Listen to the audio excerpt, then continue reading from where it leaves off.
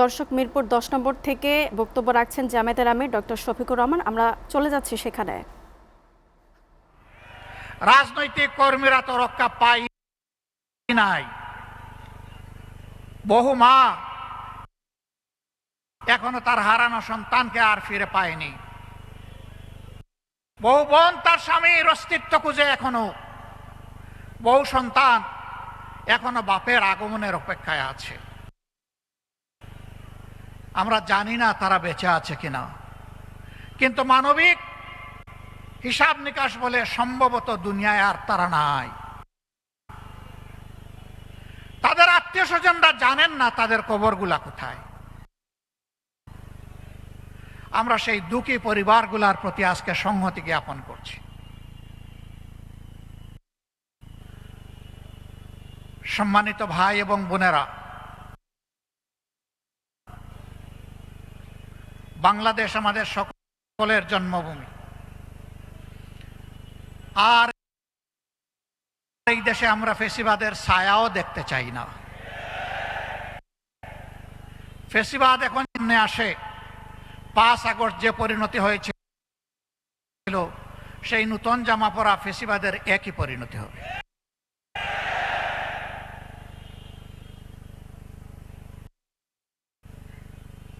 বহু ত্যাগ এবং কোরবানির পর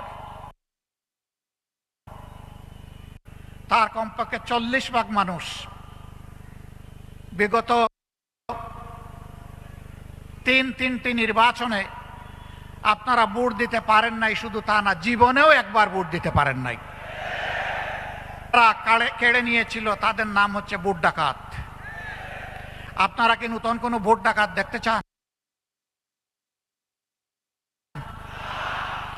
আমরা নতুন কোনো ভোট ডাকাত দেখতে চাই না। এই ৪০ ভাগ যুবক আপনাদের হাত ধরেই আজকে এখানে দাঁড়িয়ে কথা বলতে পারছি। আপনাদেরকে স্যালিউট। আজকে আপনাদের শেষ হয়ে গিয়েছে? আপনারা যে দুঃশাসন আর দুর্নীতির বিরুদ্ধে, যে বৈষম্যের বিরুদ্ধে রাস্তায় নেমে স্লোগান দিয়েছিলেন, উই ওয়ান্ট জাস্টিস, সেই ন্যায় বিচার কায়েম না হওয়া পর্যন্ত আপনারা কি ঘরে ফিরে? অতএব ন্যায় বিচার যাদের হাতে নিশ্চিত হবে, আমরা আপনাদেরকে আহ্বান জানাবো, আমরা সবাই মিলে তাদের সঙ্গী হব ইনশাআল্লাহ। যারা নিজেদের দলের লোকদেরকে চাঁদাবাজি, দখল বাণিজ্য, মামলাবাজি, দুর্নীতি, সন্ত্রাস, পাথর মেরে লোক হত্যা, গাড়ি চাপা দিয়ে লোক হত্যা, এইগুলা থেকে নিজের কর্মীকে যারা বিরত রাখতে পারবে, আশা করি তারা যত রঙিন স্বপ্ন জাতিকে দেখাবেন, জাতি তাদের এই মতলব বুঝতে জাতির মোটেই কোনো অসুবিধা হবে না। প্রিয় ভাইয়েরা, আমি কারো সমালোচনার দিকে যেতে চাই না। কেন চাই না জানেন?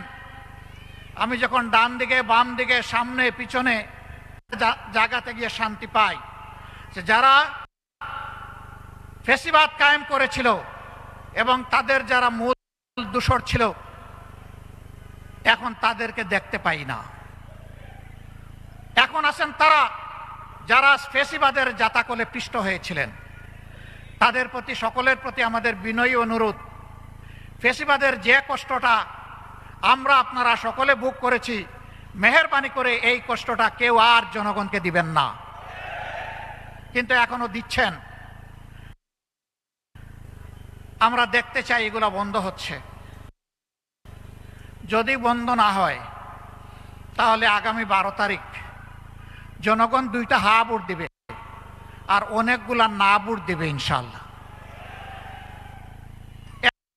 একটা হা ভোট হচ্ছে পরিবর্তনের আকাঙ্ক্ষায়, ঘুরে ধরা রাজনীতির কাঠামো পরিবর্তন করার আকাঙ্ক্ষায় জনগণ মুখিয়ে আছে। এই জন্য জনগণ গণভোটের। দ্বিতীয় হা হচ্ছে দেশের সার্বভৌমত্ব এবং স্বাধীনতা, শিশু থেকে আবাল বৃদ্ধ বনিতা মা বোন থেকে শুরু করে ভাই ভাতিজা সবাই সকলের অধিকার প্রতিষ্ঠিত করার অঙ্গীকার নিয়ে রাস্তায় নেমেছে, মাঠে এসেছে। নির্বাচনী মাঠে 10 দলীয় সমঝোতার জোট।